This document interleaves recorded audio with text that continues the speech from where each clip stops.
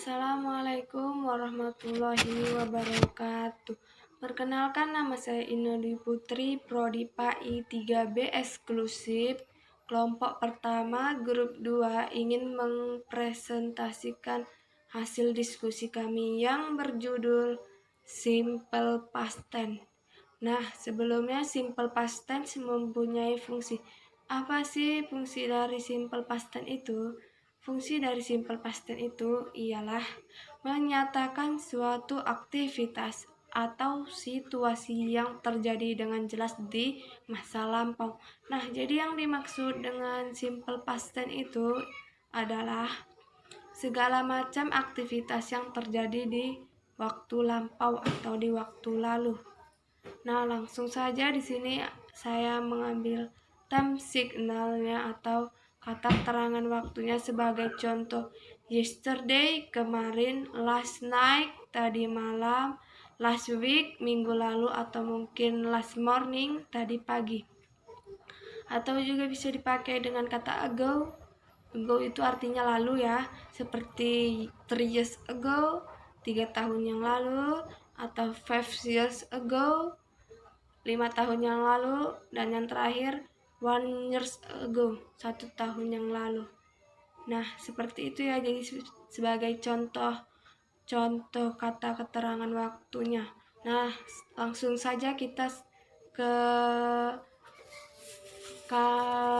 rumusnya. Rumus dari kalimat simple past tense. Nah, apa sih rumus dari simple past tense itu? Rumusnya ialah kalimat positif menggunakan verb to atau menggunakan kata kerja kedua, sedangkan kalimat negatif atau interrogatif menggunakan verb one atau kata kerja pertama. Nah, karena saya mendapatkan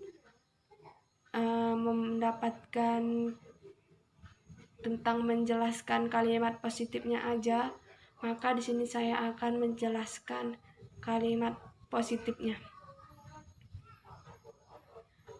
Bagian saya kalimat positif. Kalimat positif sebelumnya menggunakan kata kerja kedua atau menggunakan verb to.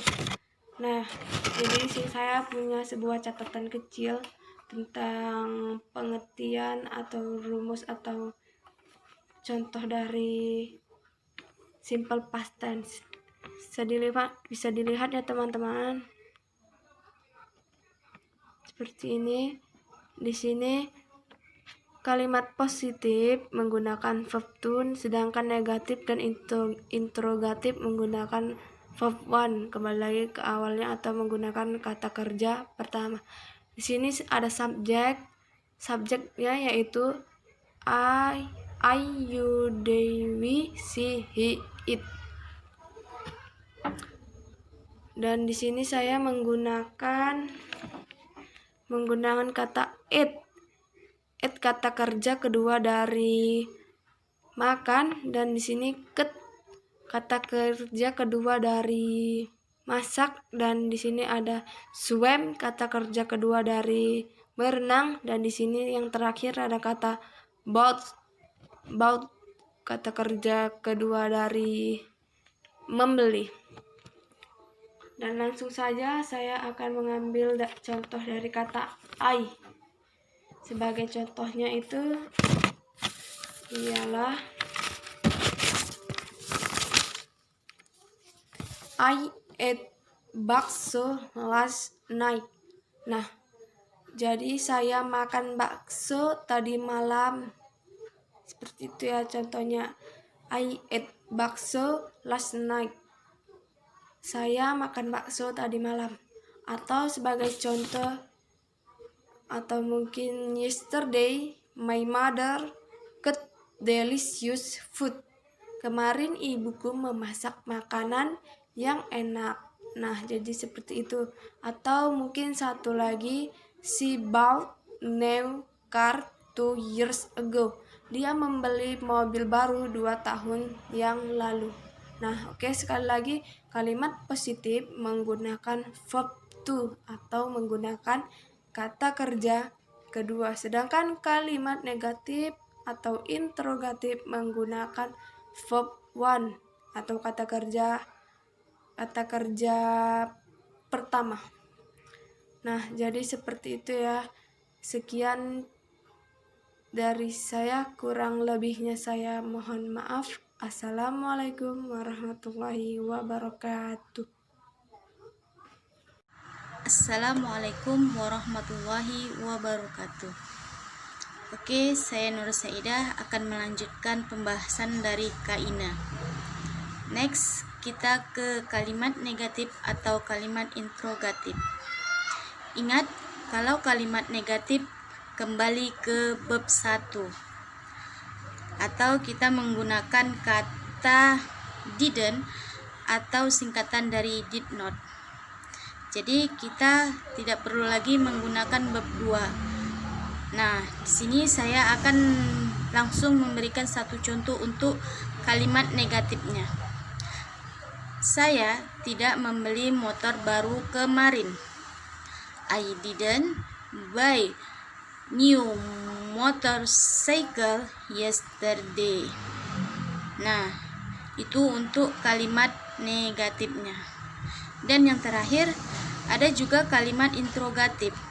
Kalimat interrogatif itu atau kalimat tanya. Ketika kita hendak bertanya, kita harus diawali dengan kata did atau didn't. Nah, di sini ada contoh satu untuk kalimat interrogatif. Apakah kamu menelponku tadi malam?